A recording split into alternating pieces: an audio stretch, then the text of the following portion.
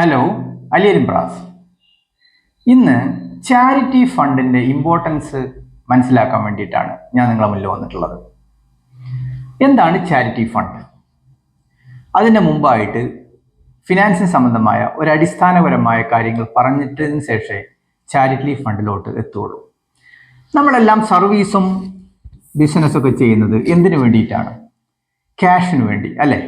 Okay, ഈ cash നമ്മൾ 4 ബക്കറ്റുകളിൽ നമ്മൾ നിക്ഷേപിക്കണം. അതിനകത്ത് ഫസ്റ്റ് ബക്കറ്റാണ് ഇൻവെസ്റ്റ്മെന്റ് എന്ന് പറയുന്ന ബക്കറ്റ്. ഇൻവെസ്റ്റ്മെന്റ് എന്ന് പറയുന്നത് സ്വത്ത് വാങ്ങാൻ, വരുമാനം കിട്ടുന്ന സ്വത്ത് വാങ്ങാൻ. അത് ഫ്യൂച്ചേഴ്സിന് വേണ്ടിയിട്ടാണ്, ഭാവിയിലോട്ട് വേണ്ടി ആണ് നമ്മൾ അത് ചെയ്യുന്നത്. രണ്ടാമത്തത് ബിസിനസ്സിനകത്തോട്ടോ അല്ലെങ്കിൽ സർവീസിന് വേണ്ടിയോ അതിൻ്റെ ഡെവലപ്മെന്റിന് വേണ്ടി. അതിൻ്റെ പ്രത്യേകത എന്താണ്? ഇത് കൊടുത്തെങ്കിലേ കിട്ടൂ. നമ്മൾ ബിസിനസ്സിനകത്ത് ക്യാഷ് ഇറക്കിയെങ്കിലേ കിട്ടൂ.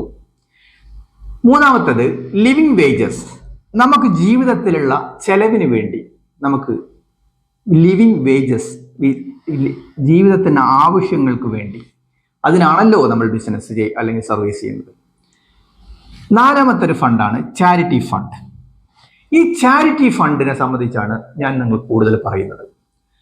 നമ്മൾക്ക് ജീവിതത്തിൽ ആവശ്യം വരുന്ന ഒരു സംഭവമാണ് ആർക്കെങ്കിലും കടം ചോദിച്ചാൽ കൊടുക്കുക, അല്ലേ? അതല്ലെങ്കിൽ ആവശ്യമുള്ള ആളുകൾക്ക് മരുന്നോ സൗകര്യങ്ങളോ ചെയ്തു കൊടുക്കുക. ദാറ്റ് ഈസ് ഓരോ ആളുകളുടെയും ഡ്യൂട്ടിയാണത്. സോഷ്യൽ അനിമൽ ആവുന്ന സമയത്ത് അത് ഡ്യൂട്ടിയാണ്. അപ്പോൾ കടം കൊടുത്തു കഴിഞ്ഞാൽ ആ കൊടുത്ത കടം നമുക്ക് തിരിച്ച് ചോദിക്കാതെ ഇരിക്കുക എന്നുള്ളതാണ് ഏറ്റവും നല്ല കാര്യം. അതിന് നമുക്ക് എന്ത് വേണം? ചാരിറ്റി ഫണ്ട് വേണം. അത് എത്ര ചെറുതാണെങ്കിലും എത്ര വലുതാണെങ്കിലും.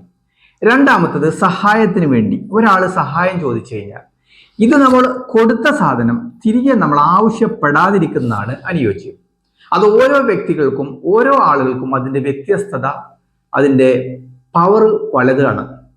കാരണം ഈ ചാരിറ്റി ഫണ്ടിന്റെ പ്രത്യേകത, ഒരിക്കലും നമ്മൾ റിട്ടേൺ ആഗ്രഹിക്കരുത്. നമ്മൾ ഇതിനകത്ത് തിരിച്ച് ആ ക്യാഷ് നമ്മൾ ആഗ്രഹിക്കരുത്.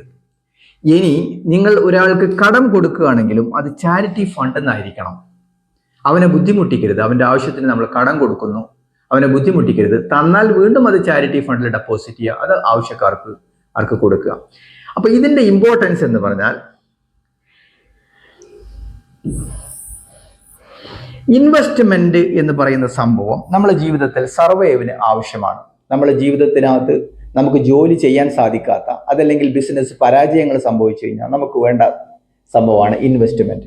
ഈ ഇൻവെസ്റ്റ്മെന്റ് ഭാവിയിൽ നമുക്ക് വരുമാനം കൊണ്ടുതരുന്നു. അത് വരുമാനം കൊണ്ട് വേണം നമ്മൾ ജീവിക്കാൻ. ഓക്കെ, അപ്പൊ ചാരിറ്റി ഫണ്ടിന്റെ ഇമ്പോർട്ടൻസ് മനസ്സിലായെന്ന് വിചാരിക്കുന്നു. Yes, I am doctor Ali, അലിയരിമ്പ്രാസ്.com. Thank U.